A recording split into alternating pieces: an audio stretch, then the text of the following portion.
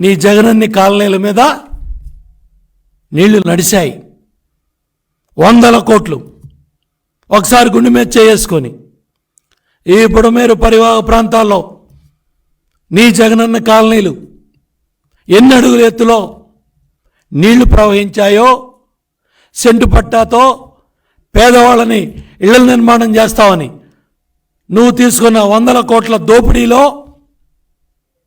నువ్వు తీసుకున్న సెంటు పట్టాలు ఇవాళ బుడమేరు పరివాహక ప్రాంతంలో విజయవాడ నగరంలో నీ శాసనసభ్యులు బుడమేరు ఆక్రమణలో అడ్డగోళ్లుగా అక్కడ ఇళ్ల నిర్మాణం చేయించి అక్కడ స్థలాలు అమ్ముకొని ఇళ్ళు అమ్ముకొని నిర్మాణాలు చేయించి నీ శాసనసభ్యులు చేసిన దోపిడీకి ఇవాళ ఆ ప్రాంత ప్రజలంతా కూడా పొలాలు మునిగిపోయి ఎరిగబడి యూటీని చుట్టానికి కూడా చంద్రబాబు నాయుడు గారు ఇప్పుడే వెళ్ళారు.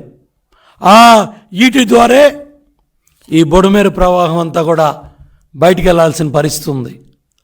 నిడమారు దగ్గర, ఎనికేపాడు దగ్గర ఏ విధంగా 5 సంవత్సరాల నీ ప్రభుత్వ నిర్లక్ష్యం వల్ల ఇవాళ బుడమేరు ముంపంతా కూడా విజయవాడ నగరం నుంచి ఏదైతే కొల్లేరుకి వెళ్ళే మార్గంలో ఆ ప్రవాహం కదలక ఏదైతే ఈ ఆక్రమణల వల్ల ఆ బుడమేరు ముంపంతా కూడా బయటికి వెళ్ళని పరిస్థితుల్లో ఇబ్బందులు పడతా ఉంటే పైచాచిక ఆనందం పొందడానికి మొన్నొచ్చి బురజల్లి వెళ్ళావు, మళ్ళీ నిన్నొచ్చి బురజల్లి వెళ్ళావు. సిగ్గుందా నీకు? విజయవాడ కరకట్ట గోడలో నువ్వు నిర్మాణం చేశావా?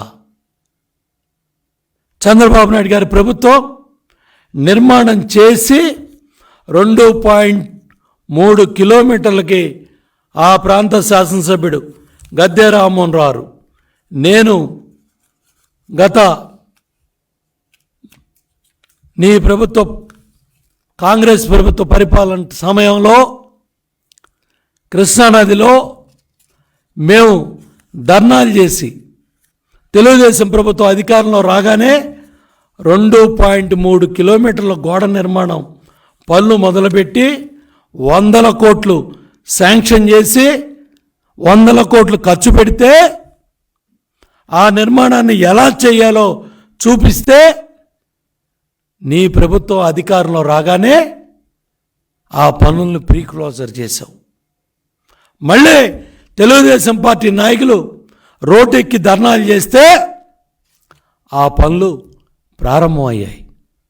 దాన్ని పట్టుకొని విజయవాడ రిటైనింగ్ వాల్ నేను కట్టానని ముద్దులు పెట్టించుకుంటావా? ఆ గోడ దగ్గర తైతక్కలాడతావా?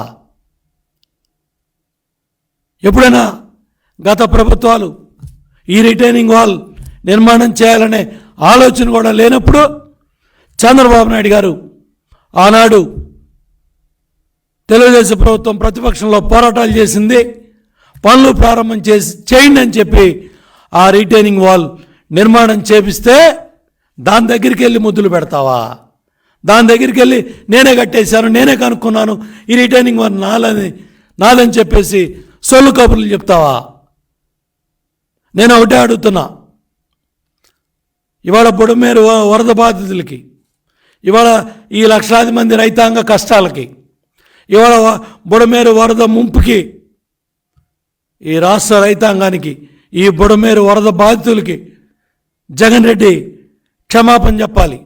నీ దుర్మార్గం వల్ల, నీ ద్రోహం వల్ల, నీ బాధ్యతారాహిత్యం వల్ల, నీ నిర్లక్ష్యం వల్ల నువ్వు చంద్రబాబు నాయుడు గారు పనులు మొదలుపెట్టిన బుడమేరు డైవర్షన్ ఛానల్ పనులు 464 కోట్ల పనులు నిలుపుదల చేసి, క్యాన్సిల్ చేసి, పనులు ఆపేసి, కాంట్రాక్టర్లని కేసులు పెట్టమని ఒత్తిడి చేసి నువ్వు చేసిన దుర్మార్గం వల్ల ఇవాళ ఆ బుడమేరు వరదంతా కూడా జేఎన్యూఆర్ కాలనీలో 30,000 మంది ప్రజలు నీళ్లలో మునిగిపోతే విజయవాడ నగరంలో లక్షలాది మంది ఈ బుడమేరు పరివాహక ప్రాంతాల్లో ఇబ్బందులు పడతా ఉంటే దానికి బాధ్యత వహించమని వైసీపీ ప్రభుత్వాన్ని, పార్టీని, ఆనాటి నీ పరిపాలనని సిగ్గు తెచ్చుకోమని జగన్ రెడ్డిని ముక్కు నేలకు రామని చెప్పి నేను అడుగుతా ఉన్నాను.